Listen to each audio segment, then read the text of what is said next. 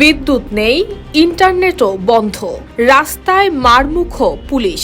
কোনো কিছুই যেন দমাতে পারছে না আন্দোলনকে, বরং যত বাধা আসছে ততই বাড়ছে বিক্ষোভের তীব্রতা। দিল্লির যন্তর মন্তরে এখন শুধু প্রশ্নপত্র ফাঁসের বিচার নয়, উঠেছে সরকারের জবাবদিহির দাবিও।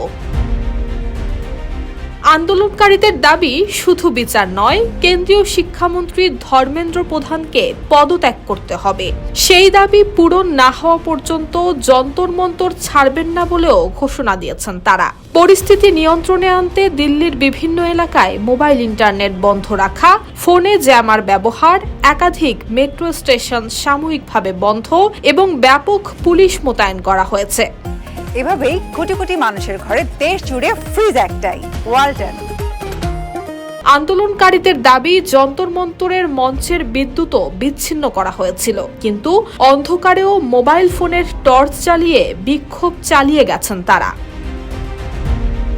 এদিকে আন্দোলনের চাপে অবশেষে মুখ খুলেছেন প্রধানমন্ত্রী নরেন্দ্র মোদী। তিনি প্রশ্ন ফাঁসের সঙ্গে জড়িতদের বিচারের জন্য দ্রুত বিচার আদালত গঠনের ঘোষণা দিয়েছেন। তবে আন্দোলনকারীরা বলছেন, শুধু ঘোষণা নয়, তারা জবাবদিহি চান এবং শিক্ষামন্ত্রীর পদত্যাগ ছাড়া আন্দোলন থামবে না।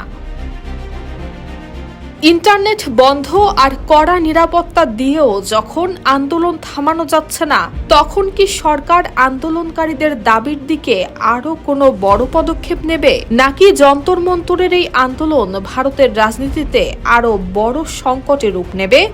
এমন প্রশ্নই এখন ঘুরছে বিশ্বমহলে। News desk, Bangladesh bulletin.